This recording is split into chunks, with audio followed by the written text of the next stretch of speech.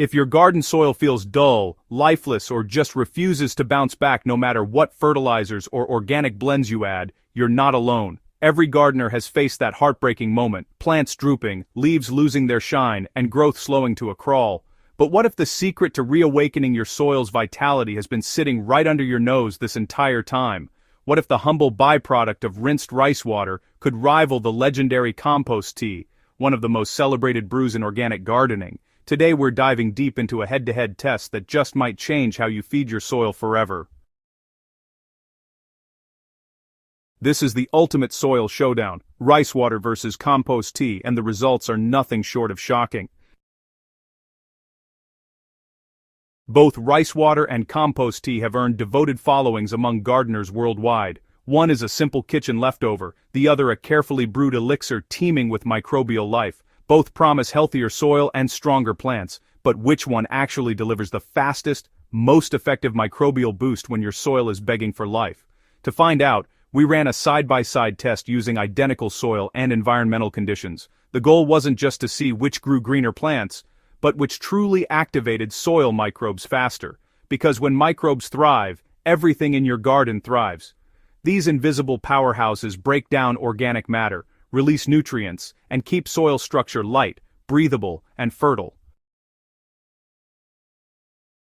Let's start with rice water, the underdog from your kitchen shelf. We took 1 cup of uncooked white rice and rinsed it thoroughly in 2 liters of chlorine-free water. Instead of pouring that cloudy water away, we captured it. That's your base rice water, already rich in carbohydrates that microbes love. But to turn it from basic to brilliant, we let it ferment for 48 hours in a loosely covered container at room temperature.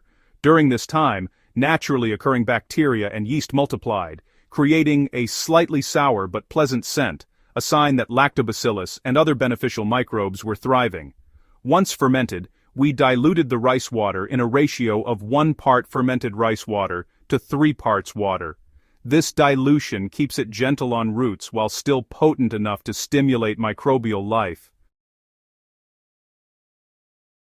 Now for the heavyweight, compost tea. We started with 2 cups of mature, well-decomposed compost, placed inside a mesh bag to keep things clean. The bag went into a 5-gallon bucket filled with non-chlorinated water. To keep oxygen levels high and microbes multiplying, we use an aquarium air pump with a stone diffuser for constant aeration.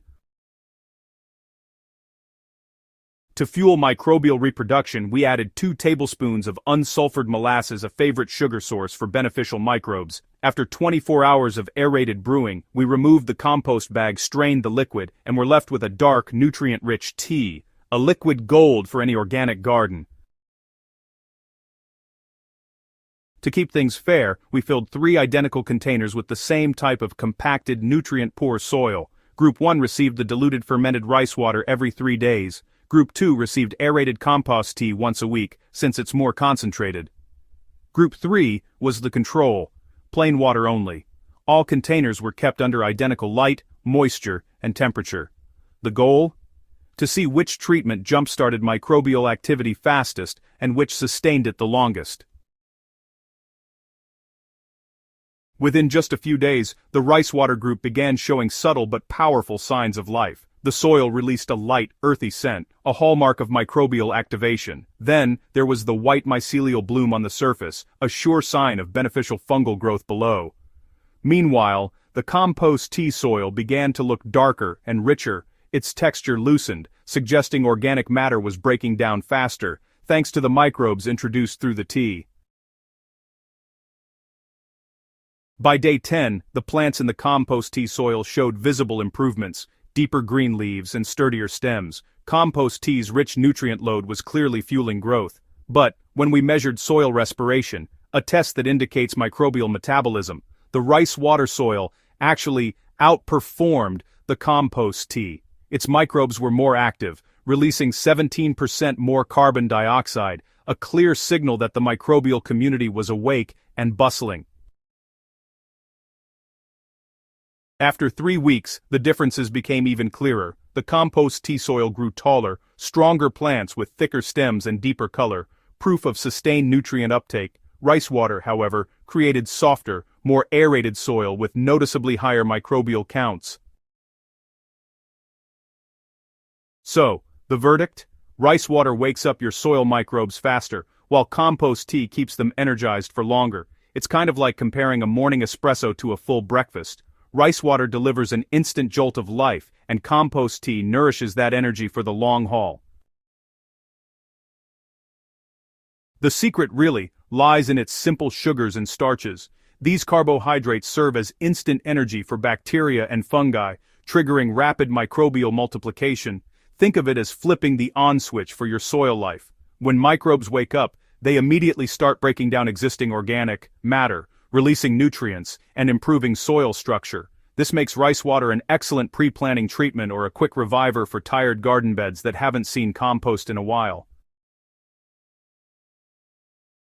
To make the most of it, just apply 1 part fermented rice water mixed with 3 parts water to your soil every 3 days for about 2 weeks. But you'll want to avoid overuse since excess starch can lead to unwanted fermentation odors or even mold growth.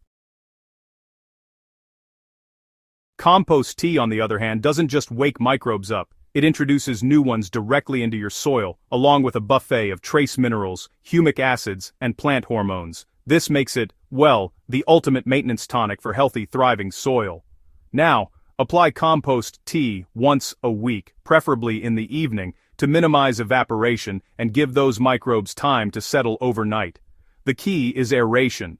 Without enough oxygen, compost tea can turn anaerobic and harm rather than help your plants. But when brewed properly though, it's liquid life.